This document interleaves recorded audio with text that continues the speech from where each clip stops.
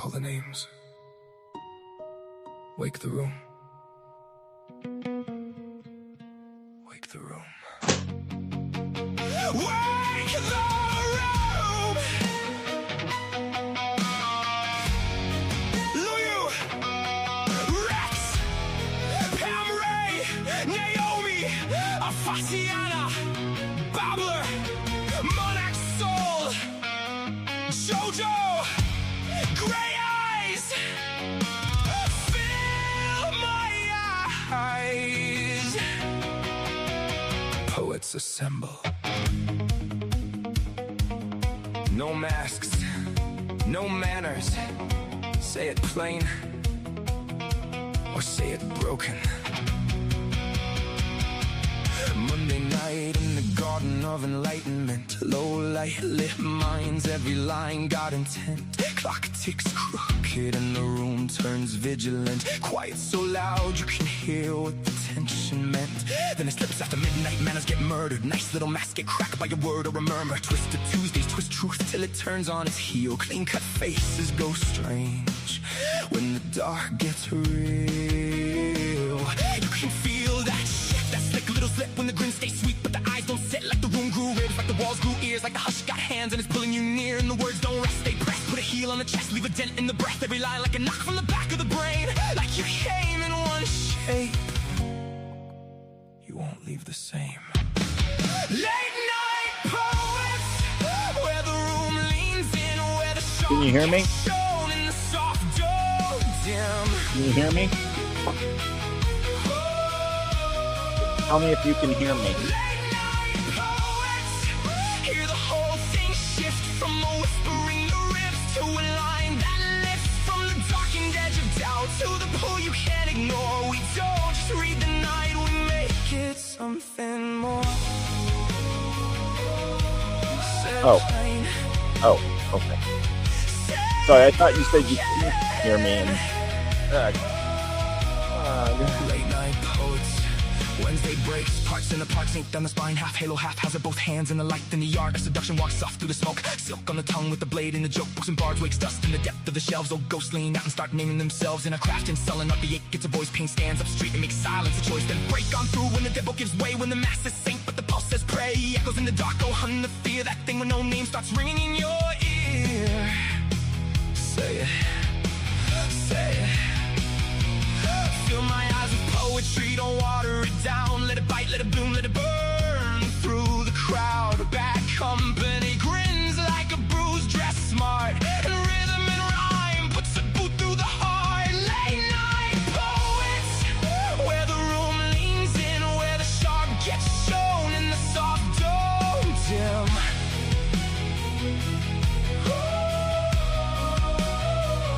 Late night poets, hear the whole thing shift from a whisper in the ribs to a line that lifts from the darkened edge of doubt to the pull you can't ignore. We don't just read the night, we make it something more. Say it plain, say it broken. Late night poets, some come shattered, some come slick. Some speak honey with a blade in it. Some sound velvet, some sound wire. Some walk in low and take the room higher. Some come holy, some come liars. That's the thing! This ain't filler for the dead space, no. This is pulse with the pen, this is blood with the nickel, this is breath to the backbone, ink for the crown, live mics, live nerves, truth laid bare in the round. This is the beautiful mess, the bruise and the bloom, the line that cuts clean and makes a little room. Late souls, wide eyes, all nerve in the dark, a room full of hearts beating hard through the dark. Wake the room, wake the room. Late night poets, where the room leans in, where the sharp gets shown in the soft dome dim.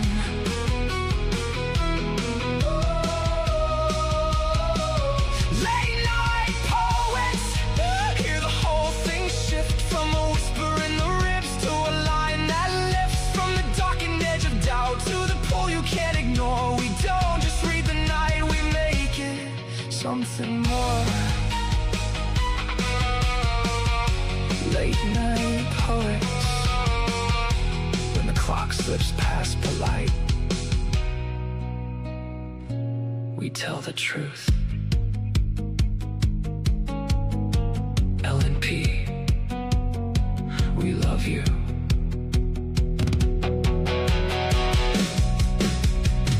Stay frosty.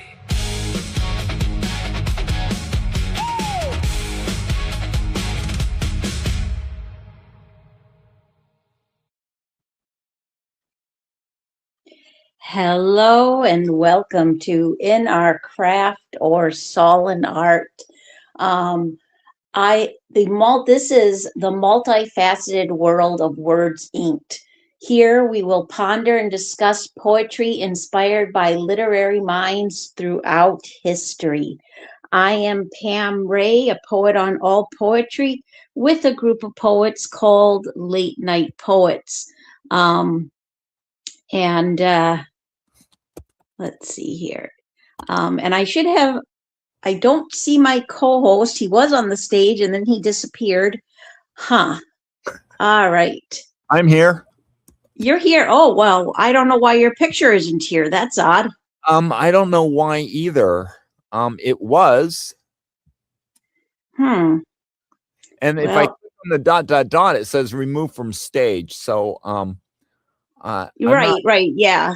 So you're obviously here, and I am going to look at some placement stuff, or what, I'm going to look at the layout, how colors are supposed to show.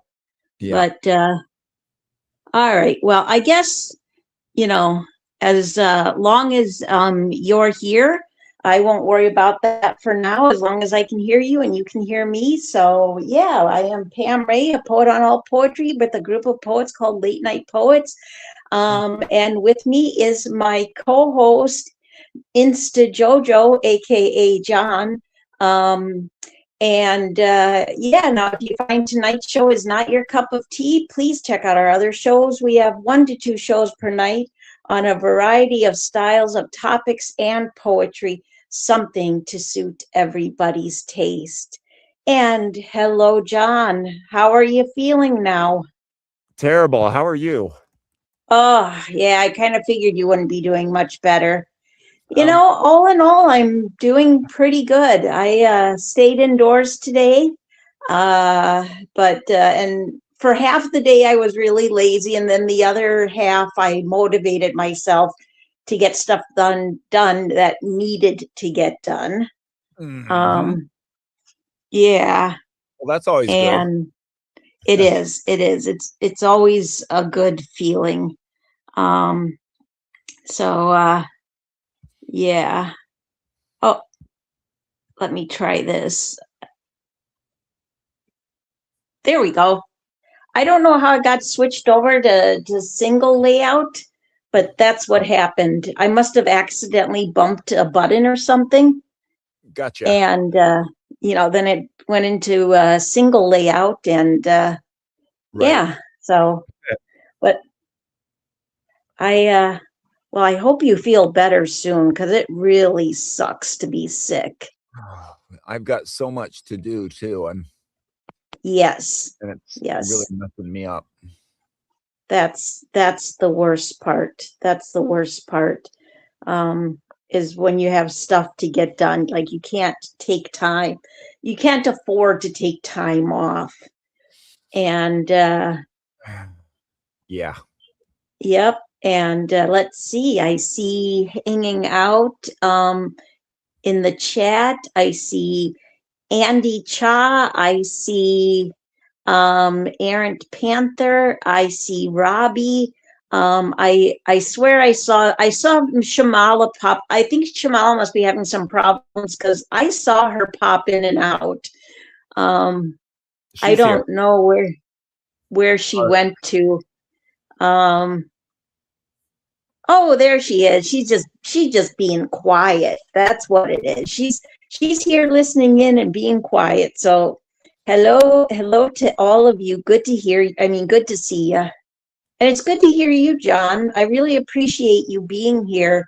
You know, despite being sick, and hopefully the weekend gives you the time to recover, and this doesn't last long.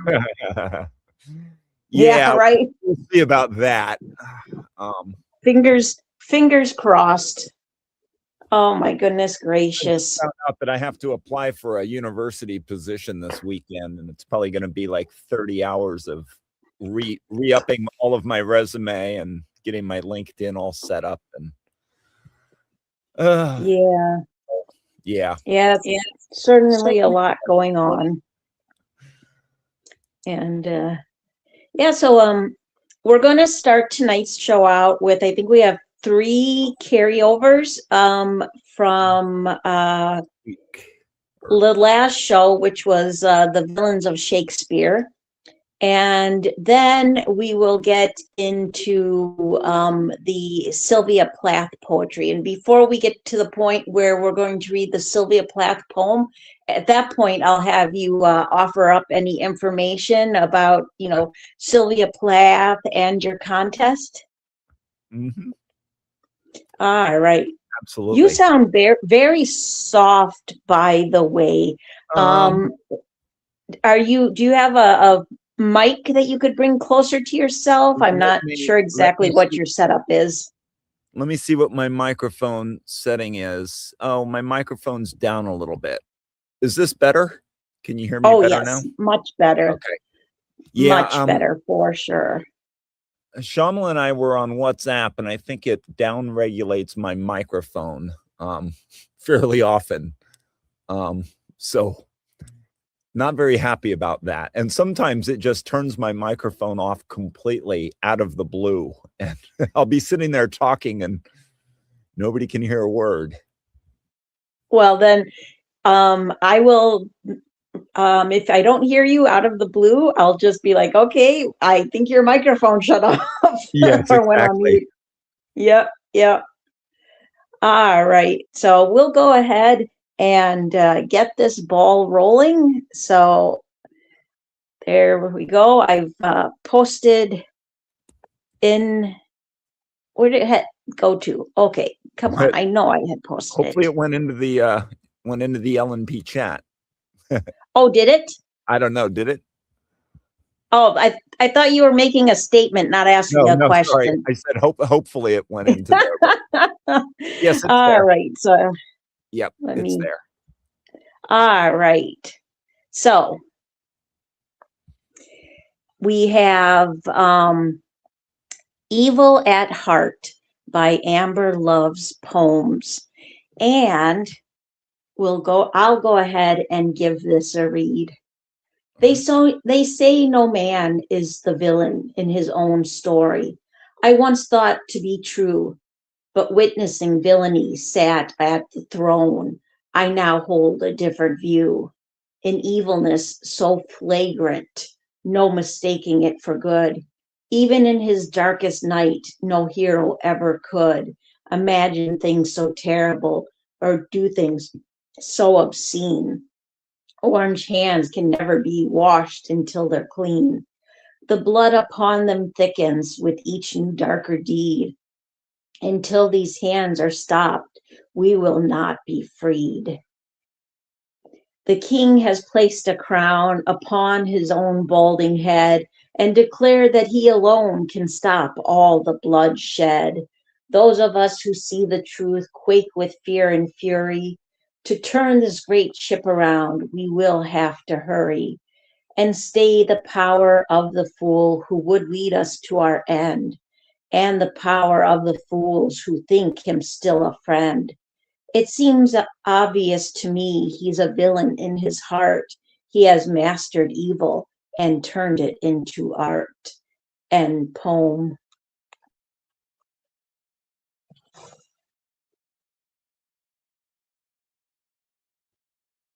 Are you on mute there by accident? Not by accident. I pushed the button while you were reading. All right, so I'm gonna have to not do that, I think. So this is from this is I'm sure it's is it Richard III? Doesn't say what Yes. prompt Yes, it that's was. the prompt she was There it is. inspired by, was Richard III. Yeah. So because I thought I was quoting some of Macbeth, but in any case, maybe not. Anyway, so this is really nice. It's got nice, I think, nice rhyme and a nice story. So you get the sense, yeah, I don't know what to say about this. It's got good control. So it's fairly restrained. And yet it's also kind of full on. I really liked the well, anyway, there were parts of this where I thought maybe Amber was writing about our current president. But I don't think anybody would say that he has mastered evil and turned it into art. Maybe other things, but I guess it strikes me that this kind of power sort of transcends time and place and people. So she really could be talking about anybody. Maybe Richard III, and maybe hundreds of leaders since Richard III's time. When was Richard III? Richard III. We should know this, right? Because they just discovered his body. Yeah, so 1452 to 1485. Oh, wow. So yeah, they discovered his body buried in like under a church parking lot. So he was the king that famously was killed in battle, and said, a horse, my kingdom for a horse," because I guess he thought that they were losing because of a lack of a horse, according to Shakespeare anyway. But yeah, they found him buried under a church parking lot. It took them forever. I mean, they'd been looking for him for many, many years. I remember my grandfather and me having a long conversation when we were in England. My grandfather was a Shakespeare nut and an English history nut, and he would go on for hours about Richard III. And it's too bad he died many, many years before they discovered his body. He would have liked. Oh yeah, that would have he would have been thrilled with that, huh? Yeah. So I think this captures, I think, a lot of Shakespearean writing of Richard III and Macbeth and world leaders of the time. It seems like nothing's really changed since the 1400s in terms of the evilness of our leaders. Yeah, I'm not sure what more to say about this. It's a nice write. I love the rhyming. I love the couplets and the rhymes from couplet to couplet. I'm sure that has a name, but it escapes me. So nicely done, Amber. Absolutely. Absolutely. And your thoughts? Yeah, this is a great comment there, John. Oh, yes, that's right. You're leading comments. I'm sorry. I'm just. We can just go back I do have thoughts. I do like the rhyme in this. It had a nice flow to it.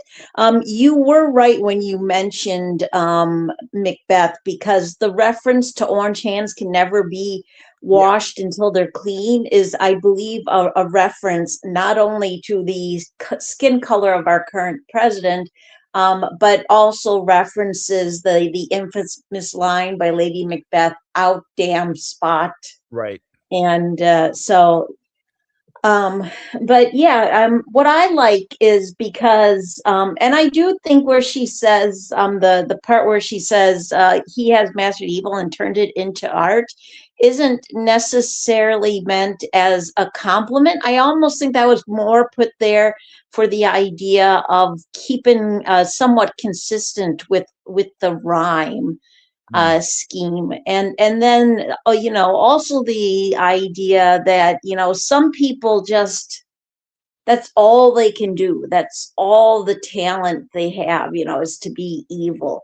But what I do like about this, while there is some little things like the orange hands, I mean, for all I know, that could be talking about a Oompa Loompa.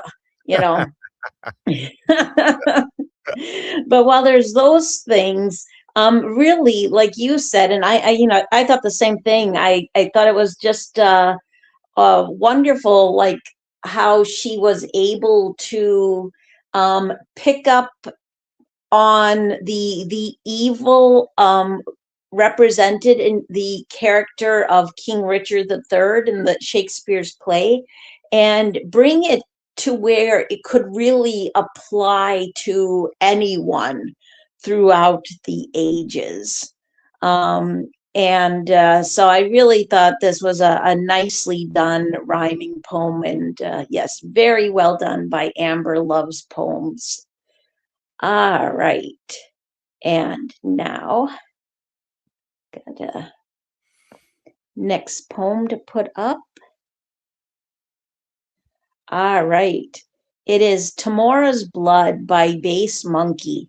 And go ahead, please, John, and give that a read. All right, this is Tomorrow's Blood by Bass Monkey, or Bass Monkey. Blood will have blood, so it was when first it spilled. It will be still when suns burn cold. Barbarian and Roman creed bleed the same and die as one. All death is brotherhood, yet regal statues stand in stone to cast their shadows over children's ebbing time, their life sucked out as marrow from the bone. No kingdom and no kin, I have no home. We set our faces to this act, to play these scenes no hand may halt, and pray for kinder shovels still, to dig for us a pair of graves. End poem. Wow, nicely done. What do you think, Pam? Oh, yes, I really appreciated this one. Great read there, John.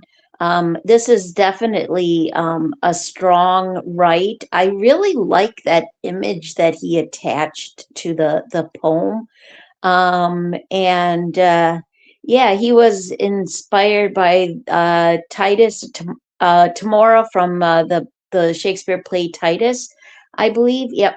And this is just very strong and visceral with its imagery and metaphors. And I like how, to me, it speaks on the idea that no matter the differences, all of mankind finds similarities, sadly, in death and in the spilling of blood.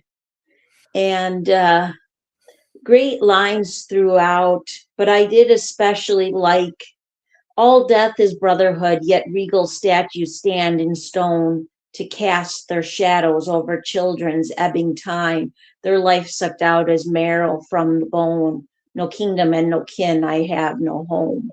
Wonderful lines and very well done. Yeah, thank you, Pam. Those are some nice observations. You're right, it's from Titus. I guess my memory of Titus was that it was all about revenge, right? Am I remembering that right? I believe so.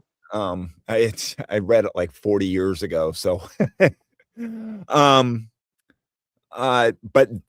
in contrast to that, I think the strength of this poem is the restraint, especially in a Shakespearean contest, and especially with writing about death and blood and all death is brotherhood. I think what's striking for me is the brilliant restraint of this poem. It's very subtle. It's not loud. It's not. I mean, if I recall, Titus was kind of full on loud and obnoxiously like full of revenge. But this is more kind of a quiet reflection on the nature of humankind.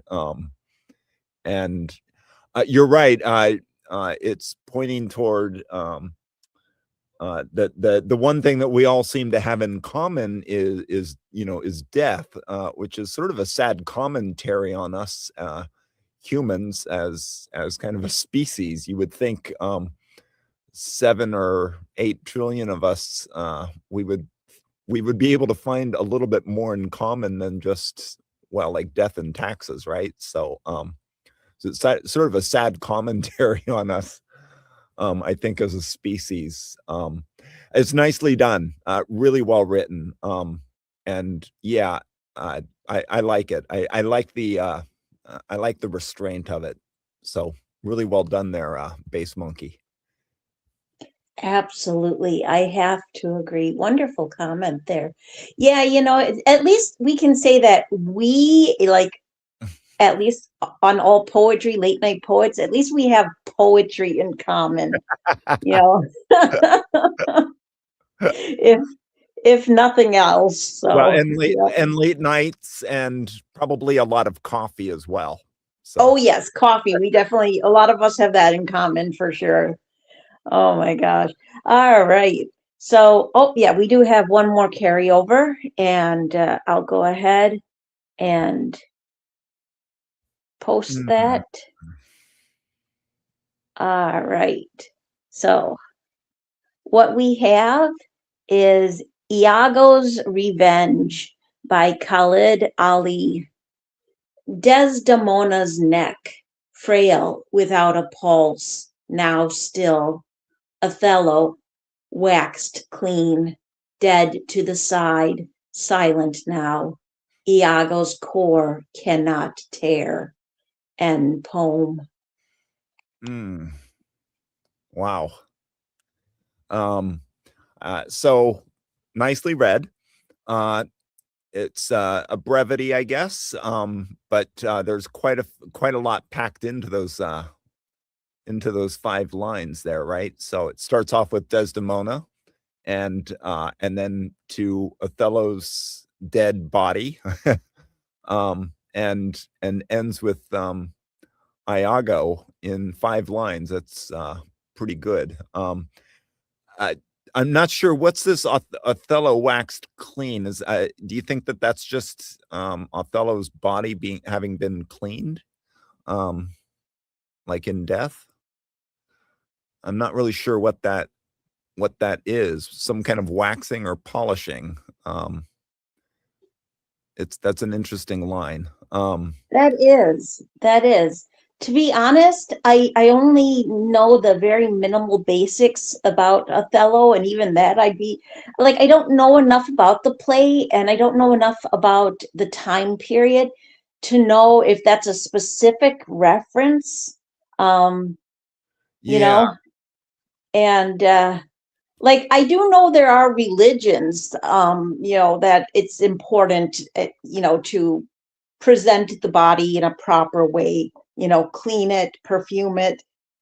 But I have to admit, I can't imagine it. I'm wondering, this is what I'm thinking, because unless they're like waxing the hair off of his body, either, okay, here's one of 2 things I'm thinking is it's like the I don't know, like maybe, like, how they do those death masks, maybe something like that.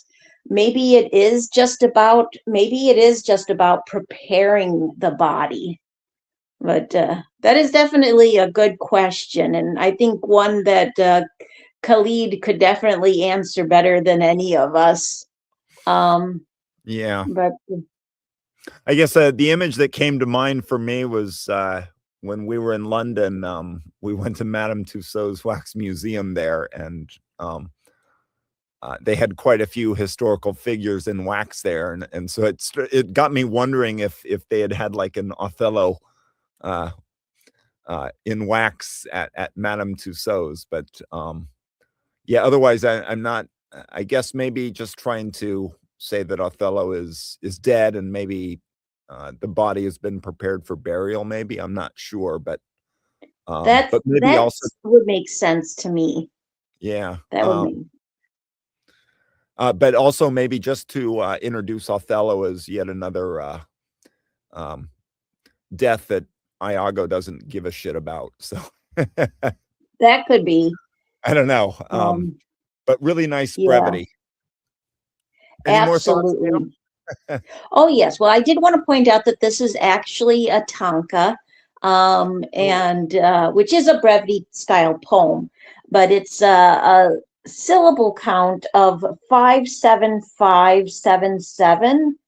And it's supposed to be, and I don't know if I'll explain this right, and it's not something I do very well myself, but it's supposed to be like the last two lines are kind of like the turning point. You know how in a haiku you're supposed to have the end line, there's kind of supposed to be that, I don't know if turning point is the right term, but do you know what I'm talking about, John? Yep, the volta. Volta, yes. Yes. So the last two lines of a tanka are supposed to be the volta. But yeah, so I thought this was a nicely written tanka on the villain Iago. And to me, I did especially like the last two lines, dead in the side, to the side, silent now, Iago's core cannot tear. And the idea that it seems to speak that on the idea that there's these other two people who have suffered and died, that their death, their suffering has not affected him. So, yeah, right. You know, so excellent. I think the Othello line is probably just because it needed to be like 5 syllables.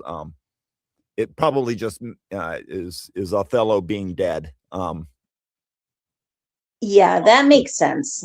That makes sense. You know, maybe his skin looks waxy because he's all pale, or lost all his blood. I don't know. But yeah, interesting for sure. Interesting how the simplest of poetry can get discussion going. Did you see Andy Chaw's message in the chat? He said, I did. Yes, I did. Othello compares her to a candle. Okay. Somebody is up on their Shakespeare, whereas I'm not. So that's good. That is awesome. I'm so glad Andy knew that. Thank you, Andy. Thank you very much. Wonderful. Wonderful. Yes. Well, I'm so glad we had someone here who Othello is one of their favorite plays. Absolutely. Nice. All right. So that was the last of our carryovers.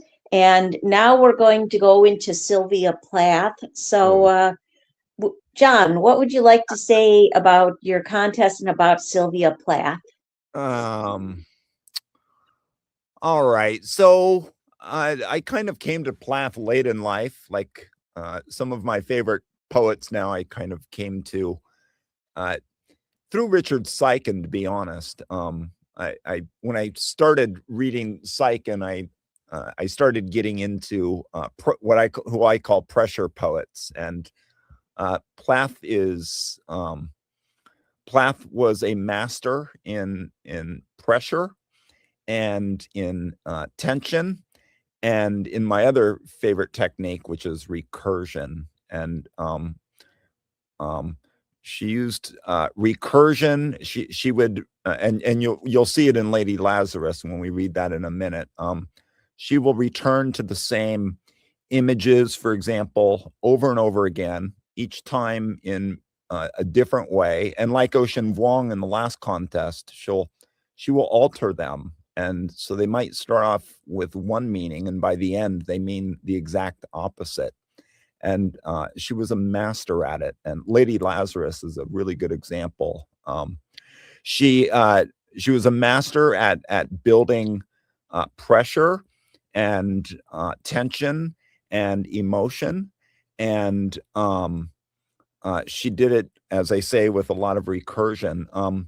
The other thing that I really appreciate about Plath was I think of her as a poetry engineer, and I've learned a lot about kind of engineering poems. So, I will often sit down when I start writing a poem, I will often sit down and start drawing diagrams like it's an engineering problem. And I will plan the poem out because I got the sense that Plath did that a lot because her poems are so well structured, and often they don't waste a single word. So it seemed to me like she was doing a lot of engineering of her poems, and it's that engineering that I see in her poetry that often brings the emotional impact for me. I also really like how she often focuses on these really simple day-to-day objects. I don't know, things like mirrors or blood or I don't know, horses. And so she doesn't use a lot of extravagant imagery. She just twists them in a really kind of novel and powerful way.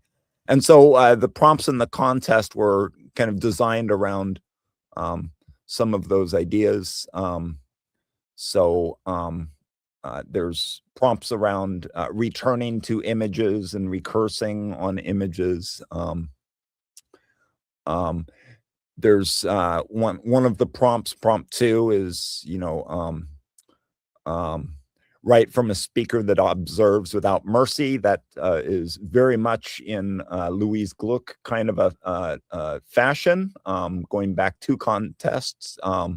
So Plath reminds me of Gluck in a lot of her work.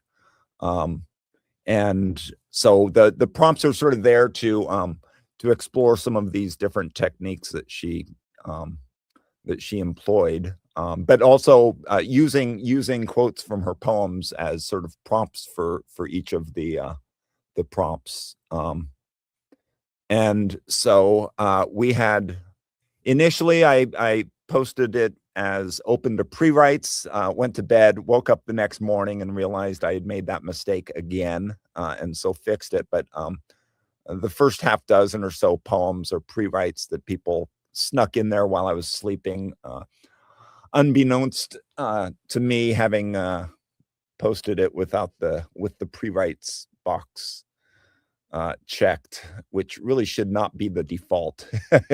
If you talk to Kevin anytime in the near future, let him know that that's just a terrible default. Well, I probably won't, but I get it. It happens to the best of us, and when you do something like that and it's bedtime, it's like, and you don't notice till the next morning. Yep. And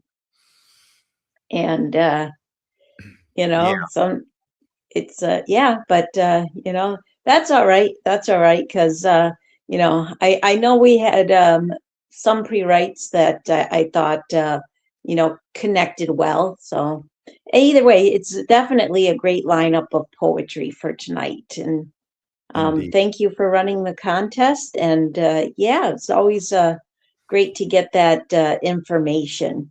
All right. So we're going to start out with Lady Lazarus by Sylvia Plath.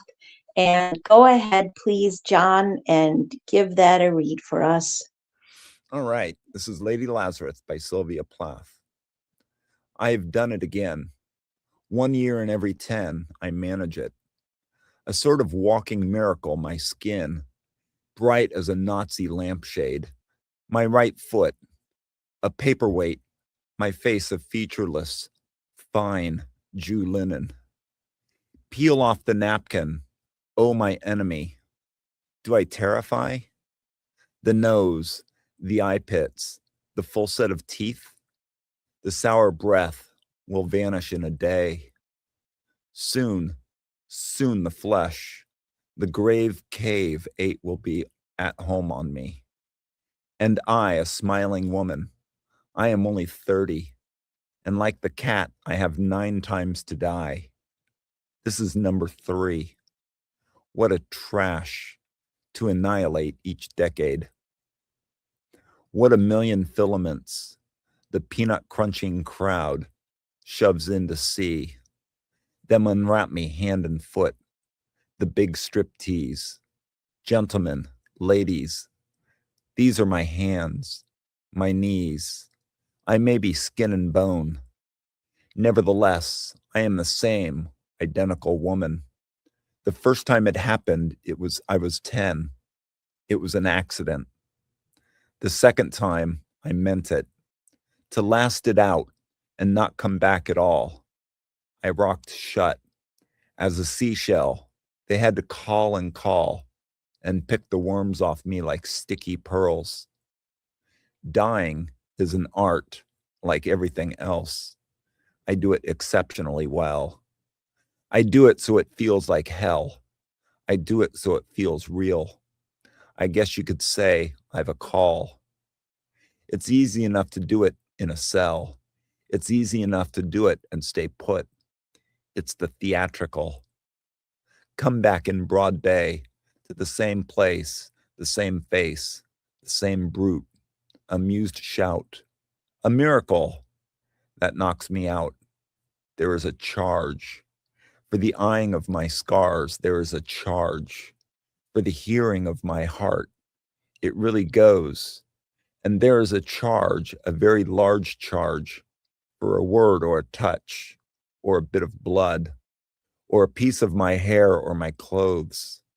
So, Herr Doctor, so, Herr Enemy. I am your opus. I am your valuable, the pure gold baby that melts to a shriek. I turn and burn. Do not think I underestimate your great concern. Ash, ash, you poke and stir. Flesh, bone, there is nothing there. A cake of soap, a wedding ring, a gold filling. Herr God, Herr Lucifer, beware, beware. Out of the ash, I rise with my red hair, and I eat men like air. End poem. Whew. All right, your thoughts, Pam. Well, first of all, great read there, Jojo. Aaron did mention that your mic sounds a little low, so I don't know if you want to check that again. I'm gonna turn. It didn't sound too bad to me, but it did sound a little low. But wow, this is such powerful lines. And I've read this poem before, but it's really nice to be able to read it in such a way that I felt more focused on it. Very, very visceral. She certainly has this style where it feels like her poetry is cathartic to her, and in that aspect it can become cathartic to us.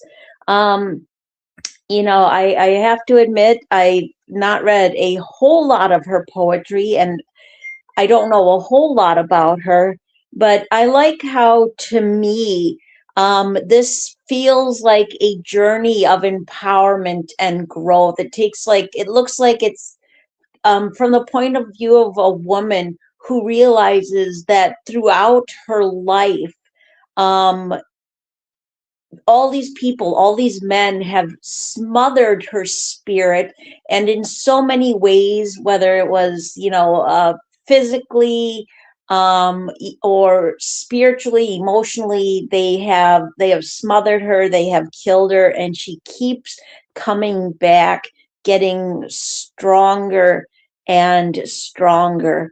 And really, honestly, this is one of those poems that it would be difficult to separate any part.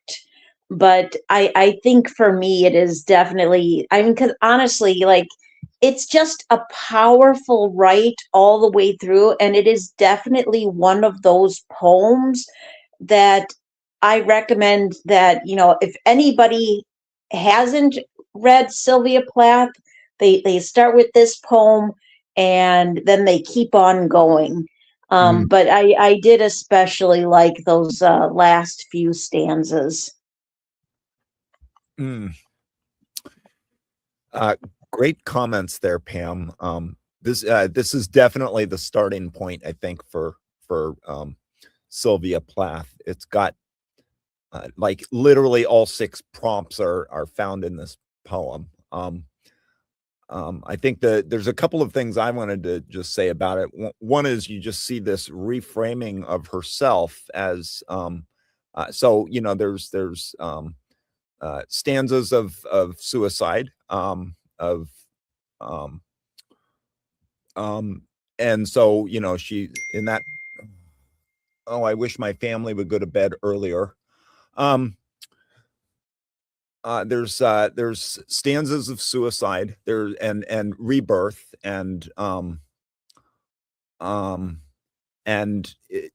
so every couple of stanzas she's kind of reframing herself, so as like a victim, as a survivor, as somebody who is put on display.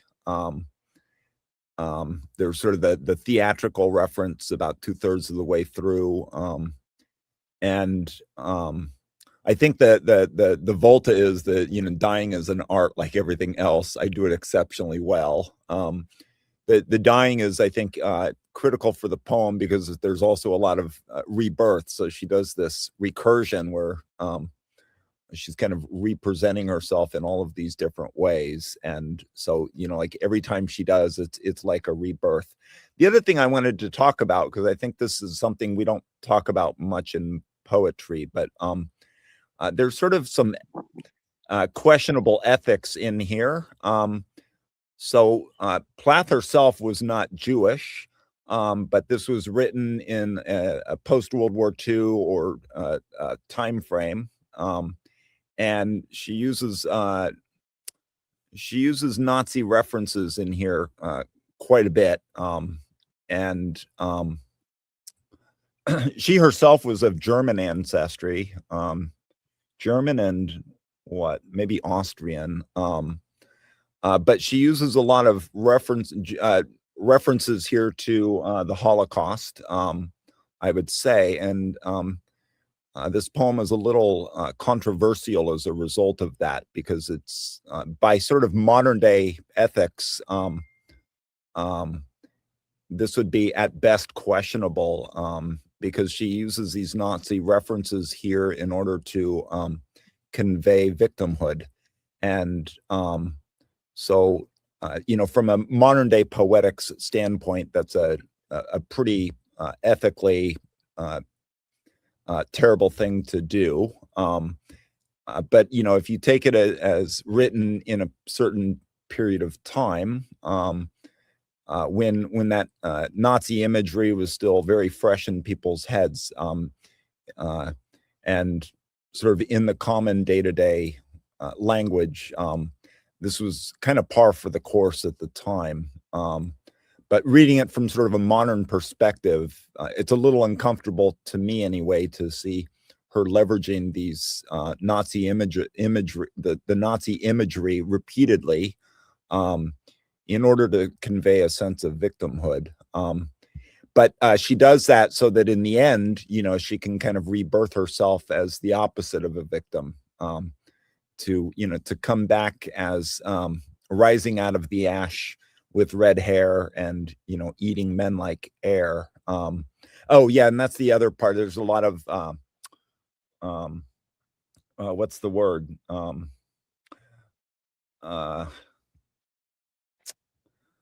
She's conveying the sense that she's a victim also because she's a woman. So this is also a poem pushing back against the patriarchy, I guess is the word I was after.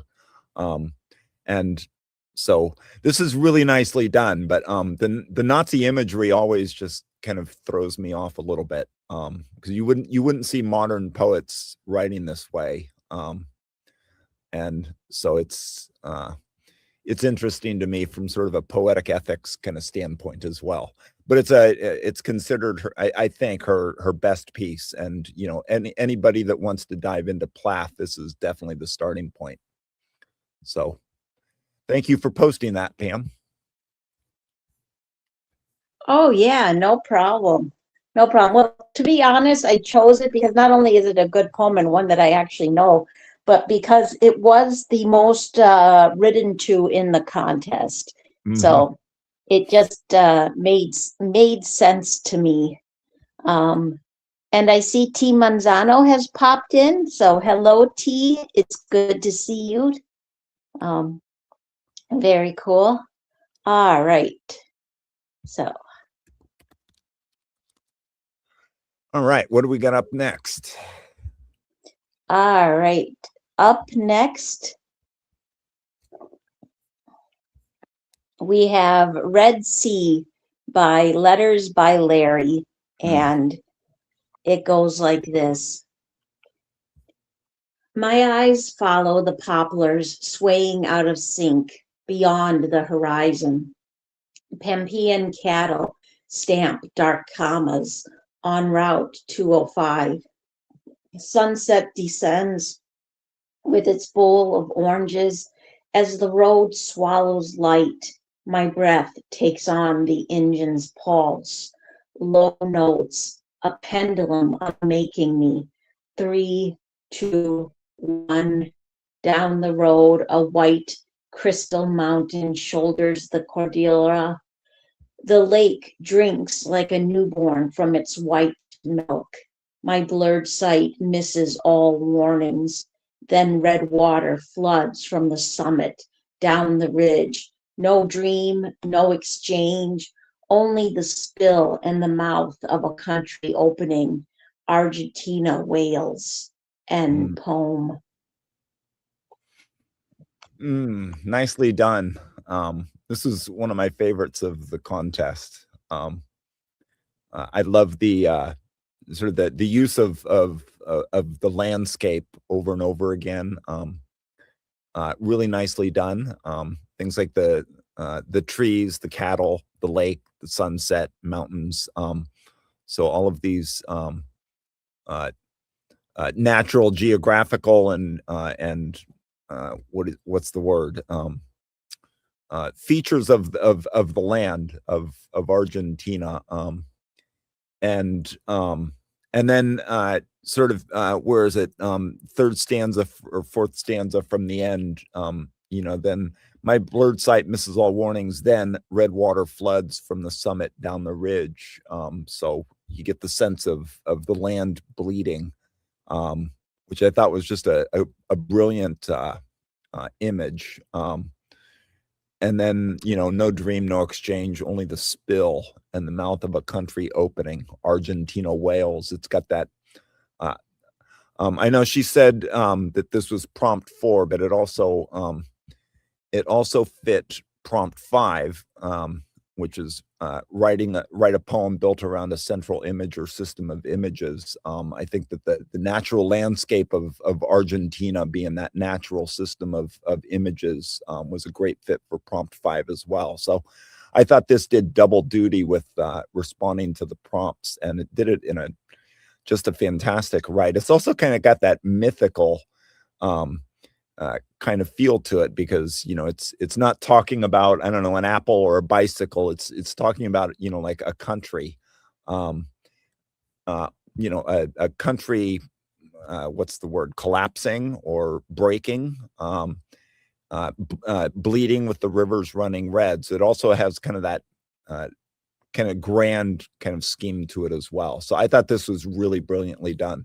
Great job, Letters by Larry. And your thoughts, Pam?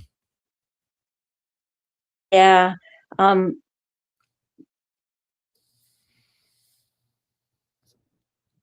Sorry, my mute button, I was honestly pushing it, but for some reason it just wasn't responding. No. Well, we could hear you. Oh my gosh. But Yeah, I think this is just absolutely an amazing write by Letters by Larry. And, she always impresses me with her poetry. But I have to say, this has to be, I think, one of my personal favorites. I love the short, impactful lines, the imagery and metaphors. I like how, to me, within these thoughtful lines, there's this idea of a journey of mourning that reflects the journey of a country, like the personal journey. The person in the poem is taking, the teary eyes, the crying, the not seeing all the warning signs. This is a reflection of what the country is going through. Um, the last line made me think of, I can't remember her name, but you remember there was that musical made about that woman who was a leader of Argentina, and Madonna played the part. Yes, And indeed. there were, yes, Don't yes, cry and for she me, sang that song. Argentina. Don't cry for me, Argentina. That's Yeah. that's what that last line made me think of. I really enjoy the spacing of this. I feel like it's spaced and written in such a way that it allows you to focus on the individual's words and stanzas, and take it in slowly. It almost makes you as a reader seem to be more aware than the person in the poem whose blurred sight misses all the warnings.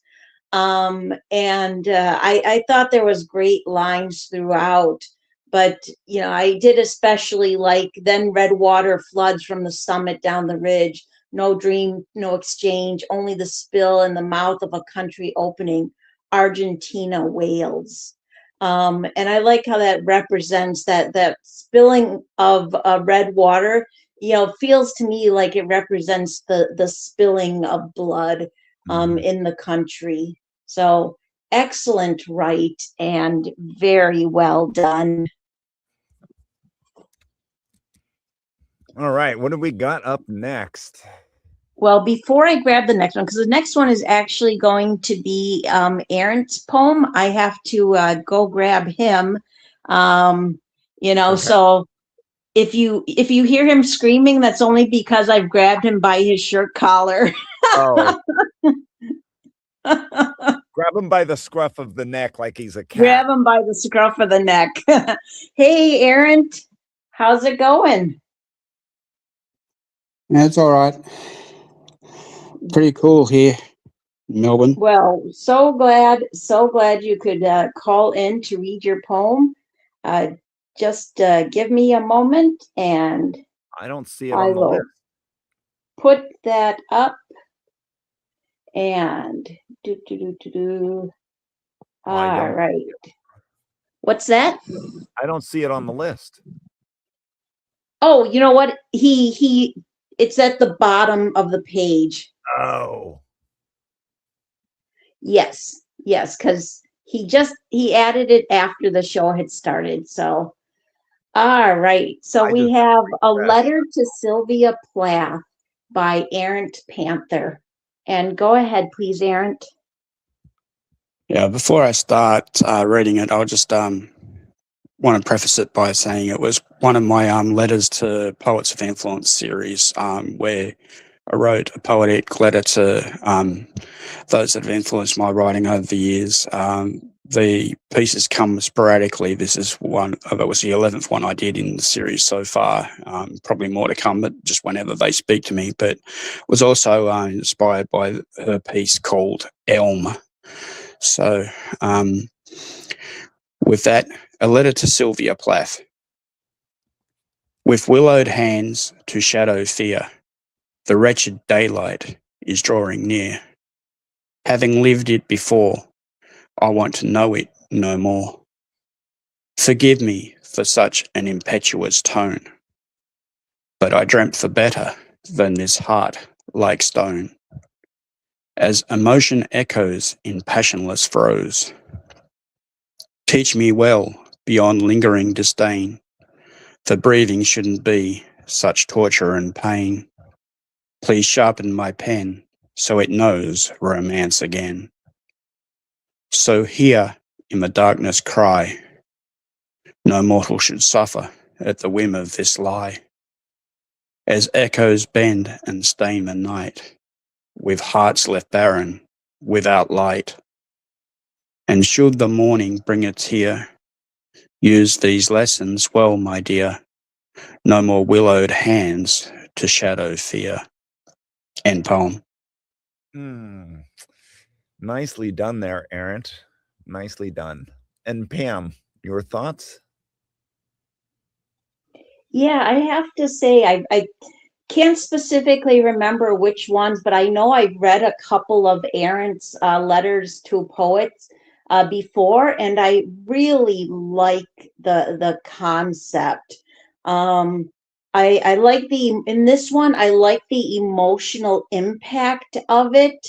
It's very raw in its honesty in how it speaks of grief and fear. I like how there's this interaction of it feels like somebody talking to someone that they want to be a mentor to them.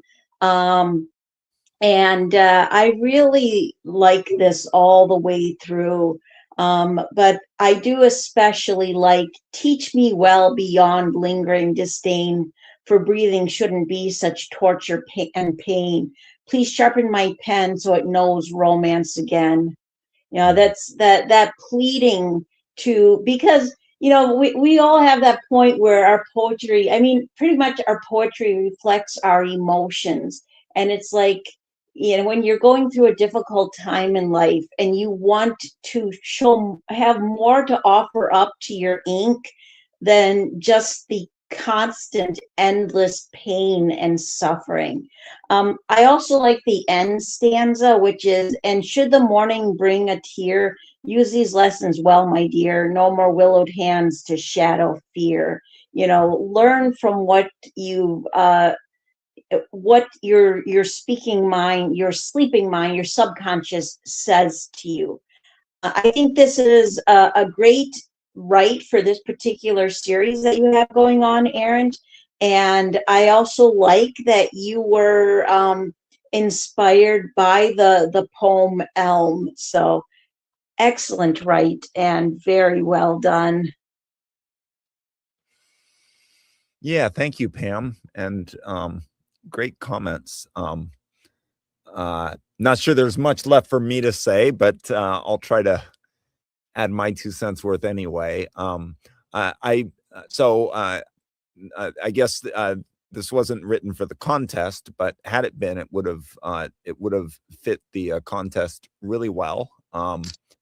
I certainly think one of the prompts was right from an internal state that is held in check. And that prompt actually came from the poem Elm by Sylvia Plath. It was, I am inhabited by a cry, and I feel like this poem definitely inhabits that cry, or captures that cry. I loved where is it? The idea of the wretched daylight is drawing near. I think, well, I'll speak for myself. I've been in that, kind of depressed state where, unable to sleep and you're up all night, not feeling particularly well, and being very restless, and just not being able to sleep. And then, that wretched daylight comes, and it's sort of this reminder of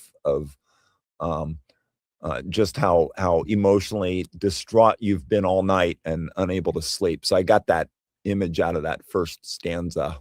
Having lived it before, I want to know it no more. So that hit home for me.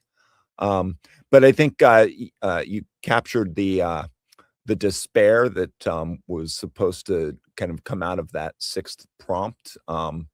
And it's something that Plath knew as well as anyone, I guess. But you also did it in this really Plath-like restrained manner, which was also part of the contest as well, to capture Plath's restraint. And so I thought this would have been a really great addition to the contest. So I'm glad you added it to the reading list tonight. Do you want to say anything about it, Aaron? Oh, no, I think I covered it beforehand, but yeah, thanks for calling me up early. I've got to run an errand shortly, so I couldn't hang out to the end of the show. But I will catch up with... no problem. I will catch up with problem. Echoes in the Dark. I'll be available for that. All right. Should be able to get it, what I need to do over and done before then. What's that? I should be able to get what I need to get done before then. He's running All the right. Bunnings. He's running Good. the Bunnings. Come on. Sounds Say like it, a good plan. Yeah. Have a good day, Aaron. I'll see you Yeah. shortly. All right, thank you. Bye. All right. So what's up next? All right. Well, up next, we have. Now, for this one that's coming up, John, I'm going to have you read it. And if you don't mind, when you're done reading, go straight into commenting. And then I'll comment second, because I will be right back. Yep. Let me just go ahead and get that posted. And it is An Ode to Us by Leaf Van Amsterdam. And go ahead, please. All right. An Ode to Us by Leaf Van Amsterdam. This is poetry. It's not a popularity contest. You don't need concern yourself with fashion. No makeup, lip filler, or Botox is required. This parade of pride is preening full of passion. Leave your aesthetic surgeries for the runways. We don't care about camera angles in our field, focused more, inclined to dodge the status quo. The repressed masses, struggling hard to yield. A team of one is all that is necessary here. You can take your chosen craft anywhere you go. It's an outlet, a protest, a hobby, and a skill. On pen and paper, computer, or smartphone. It's the creator's moment to vent their own piece, a resistance to the perceived norms of the day. You could be naked in bed, embracing solitude, a lone voice crying out against societal decay. Another viewpoint you hadn't yet considered, a different perspective than you'd thought of. Their life experience and knowledge on display. Something original and unique from the author. End poem. And this was, it doesn't say what this was a pre-write, I think. So, wasn't necessarily a response to a prompt. So I'm not really sure exactly which prompt this best fits with. So I like how it starts off focus, just saying, this is poetry. It's not a popularity contest. So it's kind of railing against society and all of so many of the things that we concern ourselves with: fashion, makeup, filler, Botox. So in a sense, poetry is maybe more real than all of these things that we concern ourselves with. Aesthetic surgeries for the runways and camera angles and so forth. It's also something that we do. It's more or less a solitary pursuit. I guess collaborations kind of come along as well. But for the most part, poetry is something that we do as a team of one. And, all you need is an outlet, a protest, a hobby, and a skill, pen and paper or computer or smartphone. Anybody can do it. And, it can be a societal protest, I guess. And you can even do it embracing solitude naked in bed, I guess. And with your pen, you can cry out against societal decay. So I like this from sort of that perspective of poetry as protest. My mom the other day asked me if I had written any political poems, and I said, well, some, but they're usually kind of hidden. They're kind of way down deep. This one is not hiding it. It's on full display.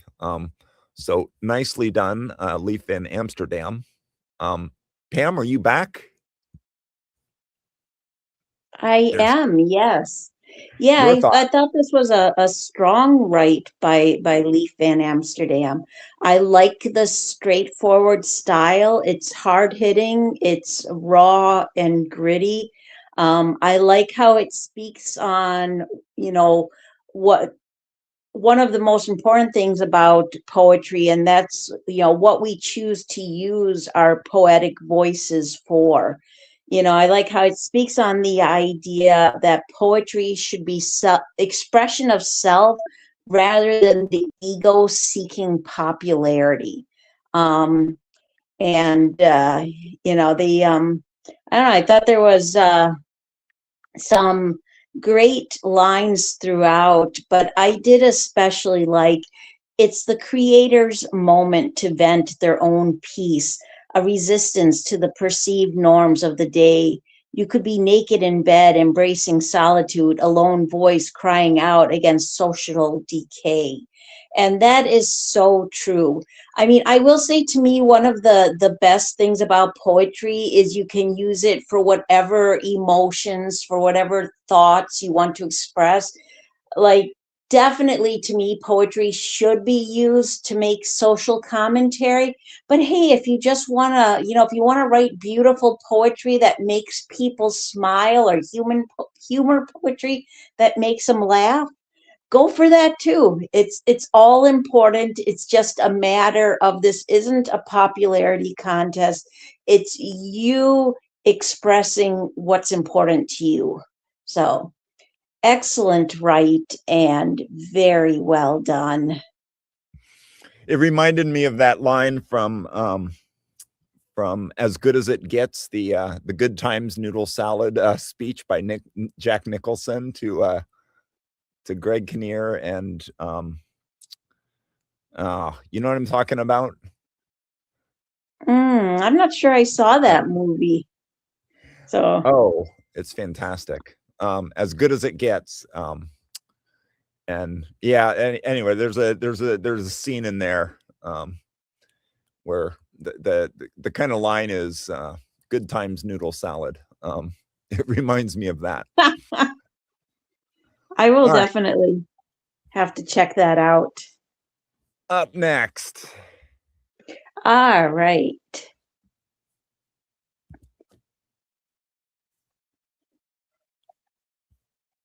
Up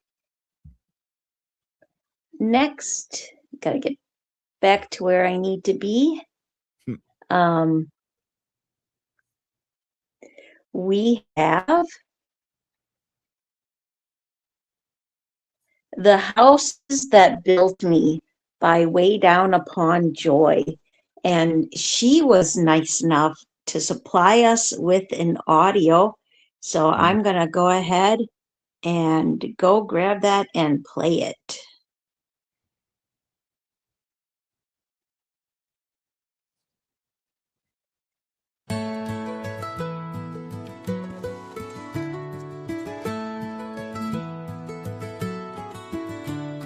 So many places that woke up in me, so many faces, so many set free, and I can't remember just where or somehow grew up from the then until now. Whenever, whatever, I wandered right through confusions, conclusions, each day that I grew. The houses that built me, so many, 'tis true. So this is my story I sing now for you. I try to recall all the walls that were there whenever we moved to a new place somewhere. I know that my dreams always seem to be real, and yet where I slept, just another ordeal. How does a girl sort through all that is past when everything's changing and nothing don't last?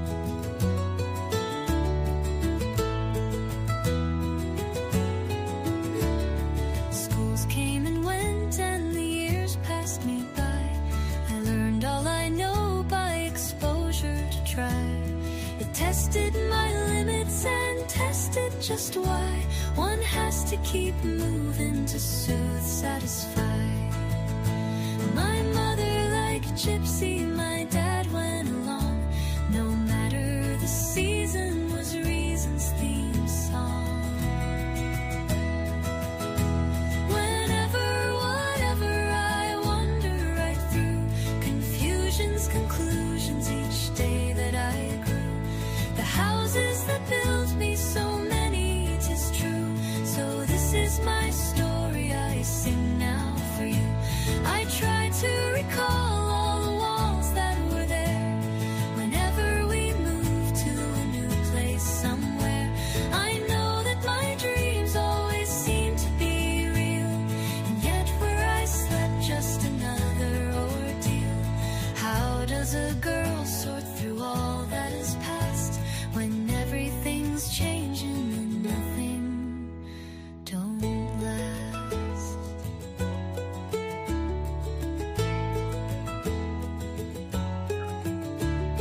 So many places that woke up in me, so many faces, so many set free, and I can't remember just where or just how.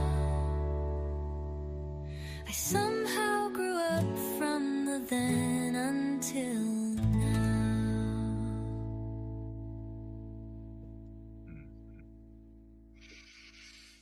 Nicely done, Way Down Upon Joy. And your thoughts, Pam? Oh, these are beautifully written lyrics. I get the impression that she mentions not only in the song, but in her AN about how much she moved around. I can't help but think that maybe she was a military brat. Yep. Yeah, that's That was my and first thought too. yes, okay. Glad I'm not the only one. And there could be other reasons that people move, but that's one of the most common ones. And great take on the chosen prompt. I shut my eyes and all the world drops dead. And I do like how this, to me, it's thoughtful. It's beautifully written lyrics. It was a great music choice to put with her lyrics. I like how this speaks on the idea of each move, each home lived in, shaping a part of who she became. And I think that applies to all of us. Like, we did quite a bit of moving in my early years. So yeah, I feel that same way myself. Although we didn't do quite this much moving, it still feels like every place you've been to, well, to me, even the places you visit, they just leave a little imprint upon your soul, upon your personality and the shaping of who you are. And I like how this, to me, is also a poem of personal growth, of learning to embrace yourself and to look back at what must have been some very trying times for a kid, because of the idea of constantly moving away from friends. You know, that looking back at it and seeing how it benefited you.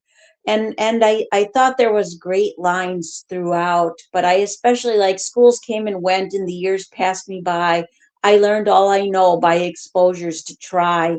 It tested my limits and tested just why one has to keep moving to satisfy. My mother liked Gypsy. My dad went along, no matter the season, was Reason's theme song. You know, and now that I read that out loud, my mother liked Gypsy, my dad went Yep. along. It almost feels more like it was moving because her mother just had that type of personality where she couldn't stay still for long. But that does make me wonder now. But wonderful, right? And very well done by Way Down Upon Joy. Yeah, good comments there, Pam. I agree. When I first read it, when I was first reading it, I was thinking, you know, children of someone in the military, because I've had a number of friends that kind of, you know, grew up with parents in the military. But you're right. Then, you know, that line about my mother like a gypsy, my dad went along, makes it seem like maybe mom was just a little flighty, or I don't know, got like an inkling to do something new every now and then, and dragged the husband and kids along. I've certainly known a lot of children who grew up with parents in the military. My kids' mom, for example, you know, moved every 3 years for well, her dad was career military, so they moved every 3 or so years for 20 some odd years, including like Germany and Korea and oh my God, Leesville, Louisiana. So, and I know how unsettling that can be. So what I liked about the poem was, you know, we think of building a house, but the poem turns that on its head, and instead it's, you know, the houses are building the speaker's identity. So it's the houses that are building the speaker. So I thought that was interesting, the notion of, you know, changing houses every few years, and how that can, you know, have an impact on who you are, who you grow up to be. But I also liked sort of the message that well, the ending line, I somehow grew up from then until now. So, you know, that you can survive, you can actually survive and still grow up despite all of the moves, which was, you know, reassuring to me, because I moved my kids all the way across the country when they were 5 or 6, 4 or 5, I guess. And then I moved them all the way to Australia. And I knew that certainly had an impact on them, you know, because they were, at that point, they were like 13 and 14 years old. And, you know, they had serious established friendships that they had to give up. And it was quite unsettling for both of them. I'm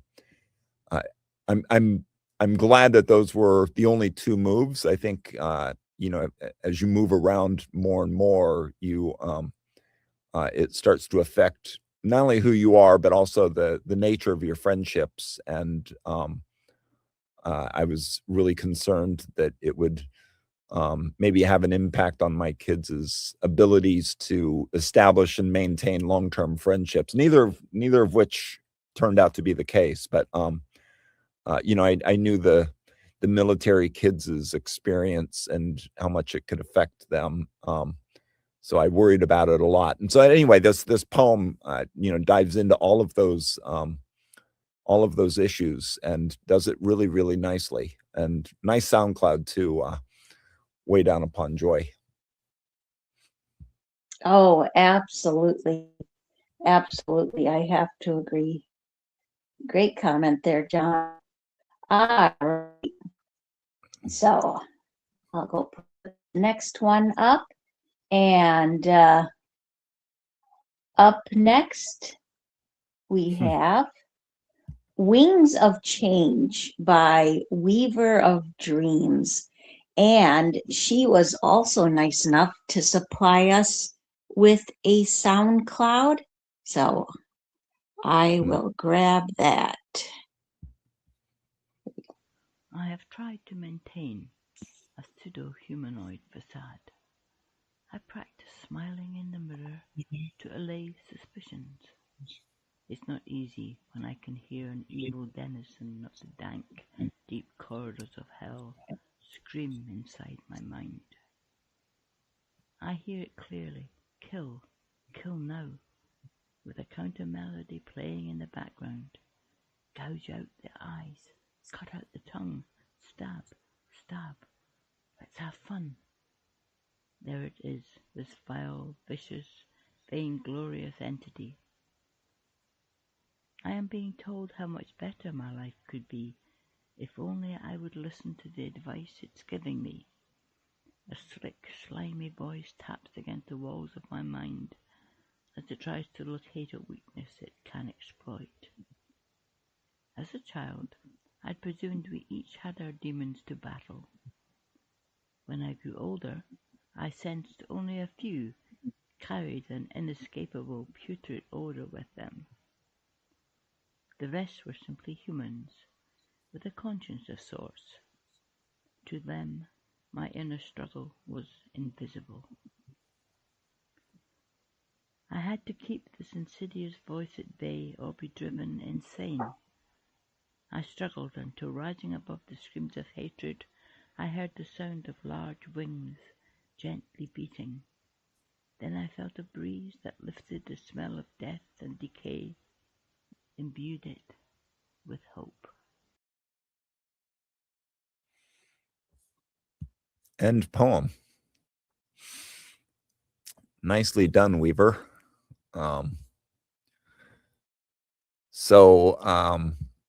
Yeah, I think it starts off talking a lot about the voices in our heads, and these voices are they're pretty violent, and evil. So she says it's not easy when I can hear an evil denizen of the dank, deep corridors of hell scream inside my mind. I hear it clearly. Kill, kill now. So these are some pretty violent voices playing inside of the narrator's head. Gouge out the eyes, cut out the tongue, stab, stab, let's have fun. I guess this is in response to prompt 6. I am inhabited by a cry, and these voices in the head are definitely crying pretty foul. But then it turns. Where is it? Then I felt a breeze that lifted the smell of death and decay, imbued it with hope. So it doesn't go on from there, but at least it turns from these violent voices in the head to some kind of hope, but she leaves the hope unstated, I guess. So there's a lot of internal pressure, which is the Plath-like part that I think she was doing really, really well here. So she's got just tons of this internal strife and internal pressure, but it's also very, very well contained. So that's the other kind of part of the another of the major parts of the Plath contest. Describing tremendous and building pressure, but also doing it in a very constrained manner. So I thought this was a nicely done poem showing those two aspects of Plath. And your thoughts, Pam?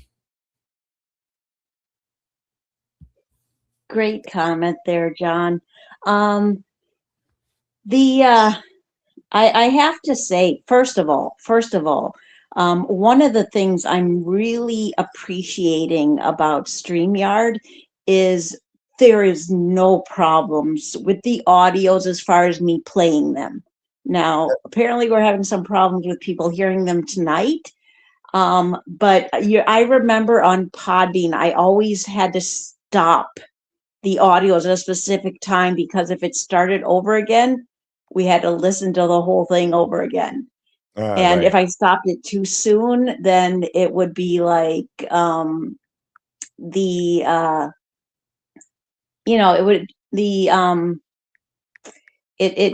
it would basically be like it would go into the playing right before the next audio. So I really appreciate that. But I was going to put up another SoundCloud, right? But I need to send out a message and check about something. So I am going to actually put up one for you to read, Joe, or John, sorry, if you That's don't right. mind. Sure. And, put one up for you to read, and then have you comment on it. Okay. And then I'll comment on it second. So let Okay. me go grab that. Which one is it? It is going to be Black Sea by G.D. Presence. Yep. Because I need it to be one that's Mm-hmm. somewhat long. I hear you. Yep. Yep. And all right. Gonna go put that in the room, and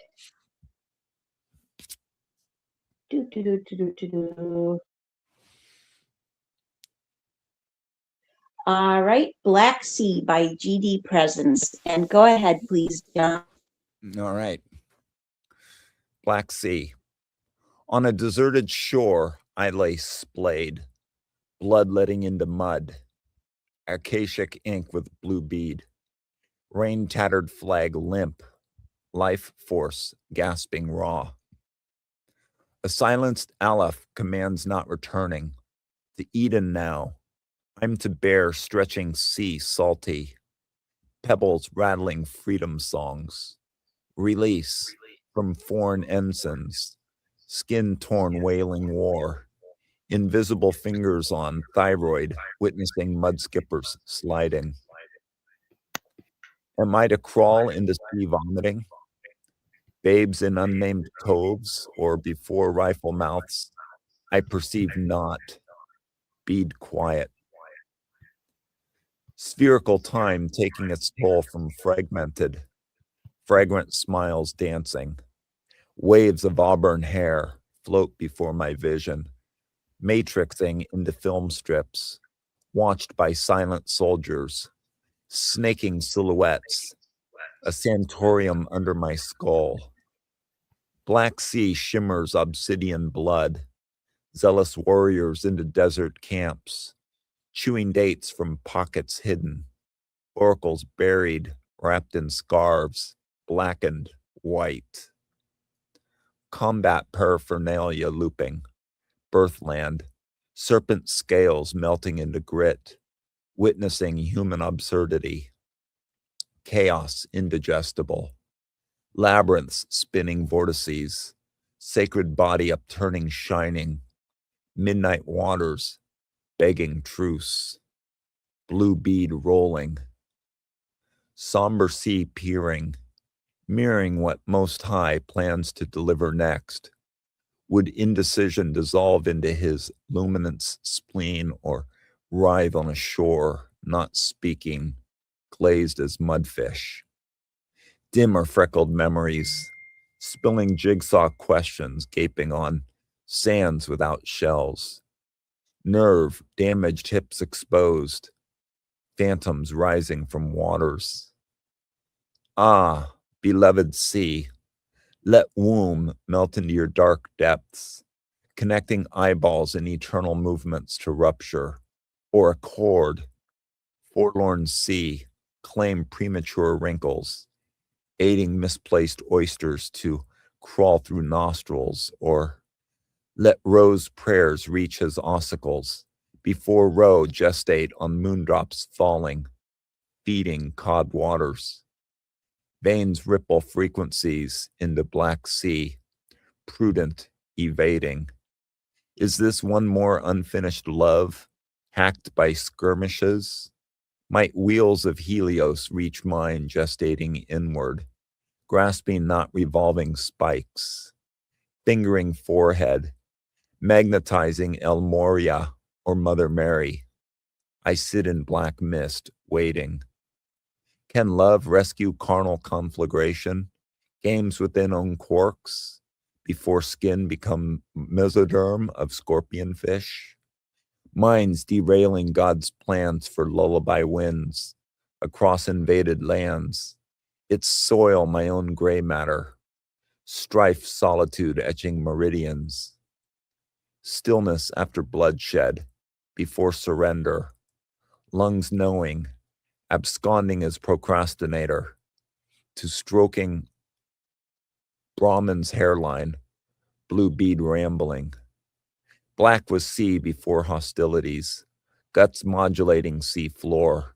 Black is sea after goddess power stands, resurrected, cradling, rebirthing.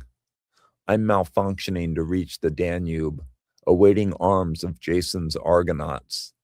Black as water where I stitch, pips. Muse, eternal Mary mythos reconstructing, golden fleece, for certain, a rainbow, arches. End poem. All right, so this was prompt 1 out of the ash. I rise with my red hair. So there's a lot to unpack there. I guess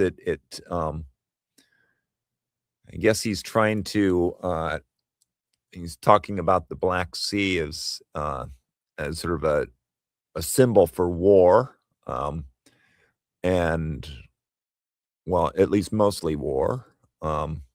Lots and lots of war, battle imagery,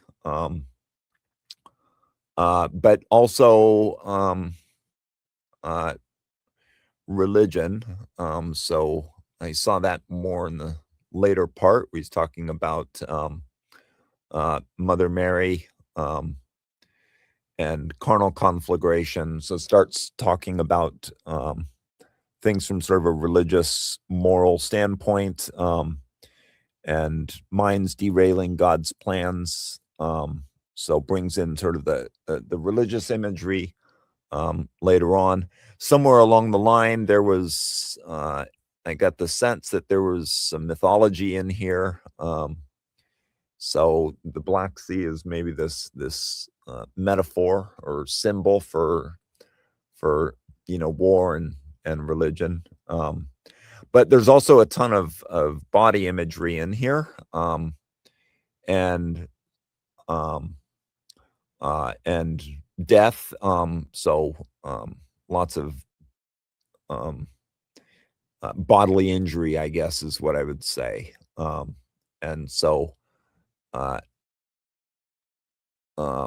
for example, just a line about the body, and then there was a line about that brought in the skin, before skin become mesoderm of scorpion fish, and lungs knowing, absconding as procrastinator. So a lot of body imagery brought in here as well. So the Black Sea here is sort of a symbol for all of those things. Not sure what to say about it beyond that. It was a little too much to consume on one reading. So this is one I'm going to have to go back through several times when judging the contest, because there's lots and lots of imagery in here. So, but clearly another strong write by G.D. Presence. So thank you for that, G.D. And Pam, your thoughts? Yes, well, first of all, thank you for giving that a read and commenting first. I do have to agree with you. It is a lot. I mean, this is a full buffet. This isn't just, the appetizer. A GD Presence is definitely a very talented poet. I'm sorry, I accidentally clicked some wrong. What the heck is going on with my Kindle Fire? All right, I got to find my way back. Sorry. All right, there we go. Found my way back. All right. So GD Presence is definitely a strong poet. This is one that I would highly recommend that people read more than once. It is one that, in my opinion, is worth reading more than once. I like the strong, visceral imagery and metaphors. It has this feeling of falling apart, of becoming damaged. I like how it does seem to turn to the idea of religion and mythology. I see there's that mention of I'm malfunctioning to reach the Danube, awaiting arms of Jason's Argonauts, black as water where I stitch pips. Great lines throughout. I like the staggering of the lines, the way they flow back and forth. This speaks to me on the idea of rising up from the primordial darkness of your own past, but perhaps even the history of humanity, to discover a new and stronger self. Like, it fit to me really well with the idea of the metaphor of rising out of the ashes, but it was said in a different way. Like, this felt like, the whole idea of that primordial goo of that, the theology, not theology, but the thought that we rose out of that, the starting point of all life. And this is so the starting point of a spiritual birth, in a way, to me.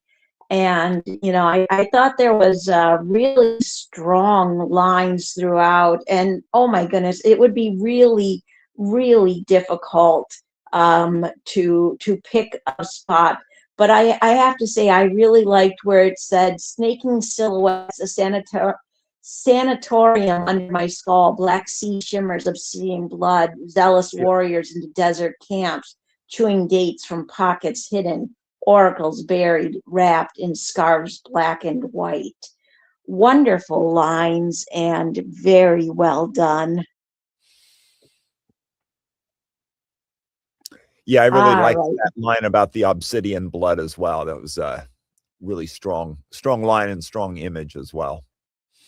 Yes, I have to agree. All right, so a little birdie in the background was giving me some advice. So I'm going to put up a poem that has a SoundCloud, and we're going to see if it works and if people can hear it. And it is Red versus Blue by Eric Svensson. And I am going to go grab that. All right.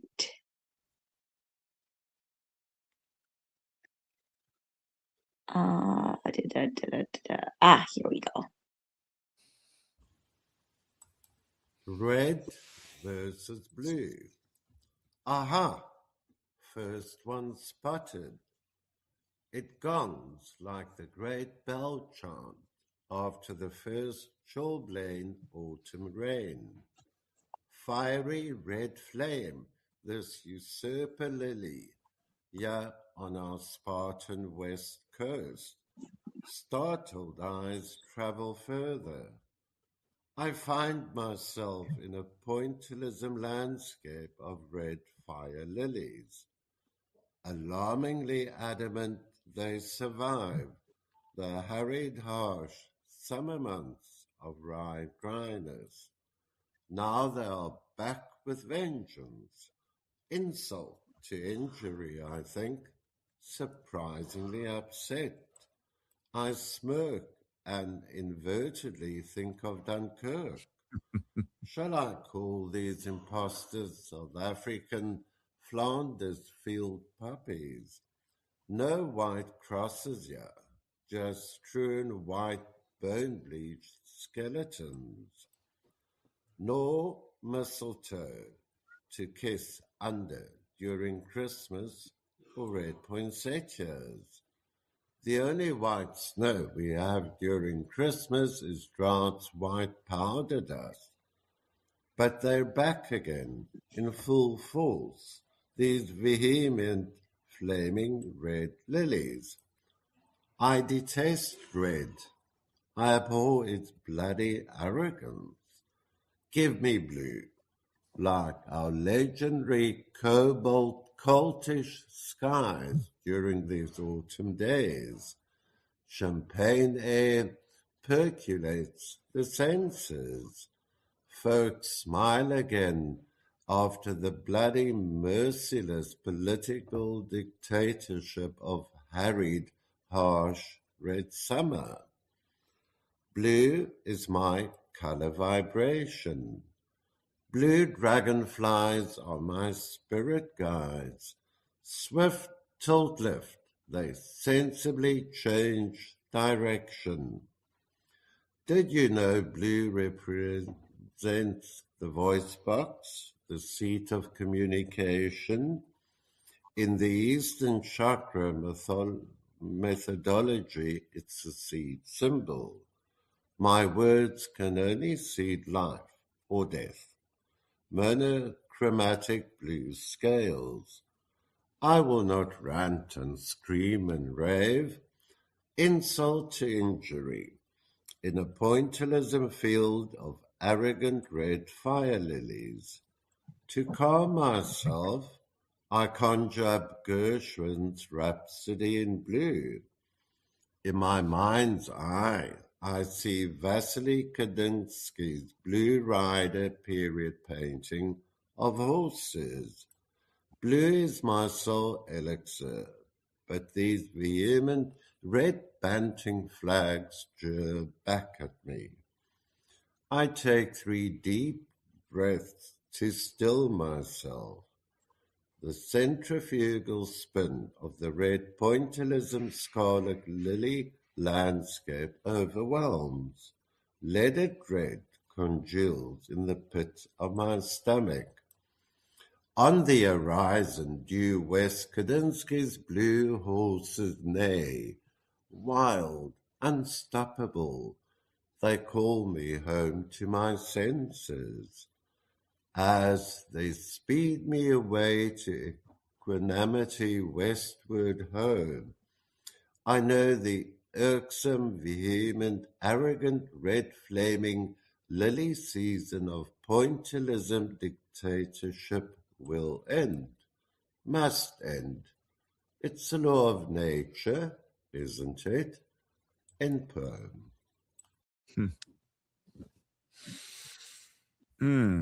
Nicely done, Eric Svensson, and great SoundCloud, with a really very distinctive voice, huh? Oh, definitely. Your thoughts, Pam? Yeah, this is an amazing write by Eric. You know, he always really gets into not only the reading of his poems, but the writing. Like you can see that he enjoys himself with his expression of thought and his wordplay. You know, I like how the comparison of red and blue, how he speaks on the idea of blue being a color of peace and red being a color of violence. This is a wonderful, to me, piece that makes a political and social commentary on a nation seeking that sense of peace, that sense of freedom from the ignorance and of a dictatorship. Really thoughtful lines, wonderful imagery and metaphors. This is an excellent write on the color blue that speaks to the spirit of peace and freedom beyond the red grip of politics and violence. And what I really like about this isn't just Eric saying, I like the color blue. It's I like the color blue because this is what it represents in my world, in my spirit.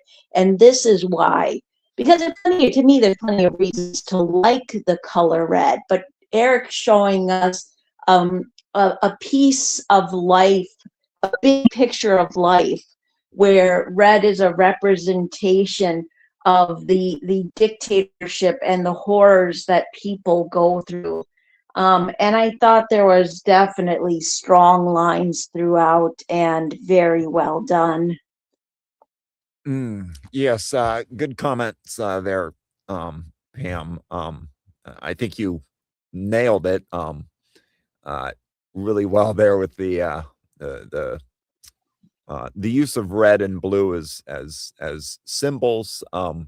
What makes this really Plath-like is that they keep getting reintroduced over and over again. So there's a repetition, and because they kind of evolve sort of the every time he reintroduces them, they sort of change or add to the definition of what the red and blue are representing. And so he's repetitively and slowly, in a very Plath-like contained manner, just adding to to what the red and the blue are representing here in the poem. As you say, the red representing like dictatorship and war. The reference to Flanders Field and Dunkirk are definitely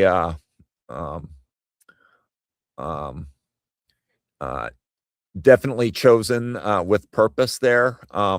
And also, I love the Kandinsky did a whole series, or did quite a few paintings on horses, and so the blue horses image that Eric begins with there is just one of my favorite Kandinsky. It's also remarkable, to me anyway, that it's one of his paintings that really has primary colors in it. There's a little bit of non-primary, but you've got red and blue and green and orange, and a lot of Kandinsky's work was not limited to primary colors. And then he also ties in pointillism, which is an artistic technique of painting with primary colors in little dots. So think of well, if you've ever seen who's the artist, Seurat, did yes, the pointillism guy. Pointillism guy, yeah. Yeah, I know that's not a technical term, but no. He was, I think, considered like the father or grandfather of pointillism. I mean, so yeah, the pointillism guy definitely describes him correctly. But the whole idea there was that the dots were painted with primary colors, red and green and blue and so forth. But because there were so many dots of primary colors and they were so tiny and compressed together that they would blend into non-primary colors, kind of like a dot matrix printer that can only print in primary colors, but still able to produce Monet. And so I think that choice of Kandinsky was deliberate. But then toward the bottom, he also the third stanza from the end, on the horizon due west, Kandinsky's blue horses neigh, wild, unstoppable, they call me home to my senses. So he incorporates Kandinsky's blue horses into the into the poem, and as sort of a final a final piece of the blue definition that the poem is kind of putting out there. And so we have these the blue recurses back to Kandinsky's blue horses, and they're neighing, and they're wild and unstoppable, and they call me home to my senses. So they're sort of this stabilizing force at the end. So I thought that was really beautifully done. And then, of course, he recurses back on the red, the arrogant, the vehement, arrogant red flaming lily season of pointillism, dictatorship will end. So a nice ending there to the poem for the Plath contest. Also, Plath did a lot of poems that incorporated colors as part of her symbolology, including red and blue. So so I thought that this was also a nice homage to Plath's color system. So I think this is a really strong write, and a great entrance, and a great entry for the contest. Really well done, Eric. Oh, I have to agree. I have to agree. Wonderful comment, John. And now I have put up, for the last poem of the night, I've put up your poem, Cold Studio. So Okay. go ahead and give that a read for us, please. All right. This is like my latest iteration on my talking tumors. Cold Studio. They said the room had cooled. The pages lay rigid, ink sunk black into the tooth of the paper, lines pinned straight as if nailed through. They called it control. The windows were shut. The air lay flat. The table kept its pale, polished face. I kept still. The room kept nothing. Its walls drew close, white, exact, listening for it. Not warmth, a clot, a black clot pressing under the paper, under the hand, under the hard-held breath. They did not stay. They do not return once the room reads cold, but the lines remember. A curve cinches, a margin beads, blisters, ink clots in the shut throat of the letter. The page resists, the page kinks. One line lifts with a hard black click. Another hooks in, wire thin, hot with refusal. Cold holds, glass, chair, cup, skin on the tea, taut. Still the work works, not flame, no mercy of flame. Pressure with teeth, heat bitten small, kept tight. The paper takes it, the table takes it, the wall splits, hairline, then runs, a fault that learns the line's length. By morning, the curves have crossed. They knot, ink to ink, dark, dense at the join. They make a mouth. It opens. End poem. So I wrote this just as an example for this Plath. I've been writing a talking tumor or talking tumors poems since the Gluck contest, and so I kind of keep iterating them for these contests just as examples.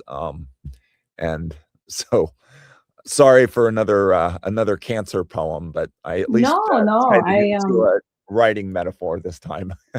Absolutely, absolutely. Well, I appreciate the approach in this poem. The spacing, the imagery. You've got a little bit of alliteration going on too. I like how the very visceral imagery that's nicely layered. And I do like how this does speak. Well, you obviously have written again about the tumor.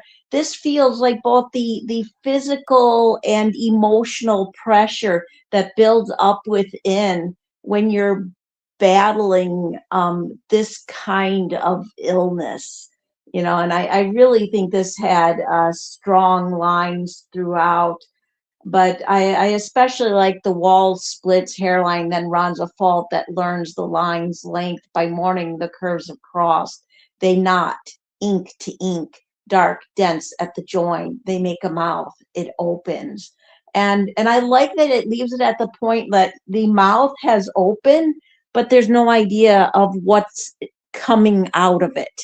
It's, that you're left in suspense. What kind of words, what kind of sounds are forthcoming. So excellent, right, John? And thank you for sharing this with us as a fine example. And yeah, great show tonight. Thank you so much, John, for running such an amazing contest. Just a great lineup of poetry, amazing comments and discussion. Thank you to Fill My Eyes for all she does. Thank you, John, of course, for being here and being my co-host. I do hope you feel better soon. Thank you to Robbie, Aaron, Shamala, Andy, T. Manzano, sorry, stumbled over that, don't know why, and everyone else who hung on the board. Thank you to everyone who wrote for the show, is listening now, or will be listening later. We truly appreciate you all. In a little less than a half hour, you can join myself and Intimitus Rex for Echoes in the Dark, where we'll be delving into poetry on the topic of echoes that were inspired by 3 different poems/songs that were written by Errant Panther. Make sure to keep an eye out on the contests and topic boards put up by Late Night Poets, hosts and hostesses, because you're sure to find something to inspire. And have a wonderful night, everyone. Have a wonderful night, John. You too, Pam. Great show.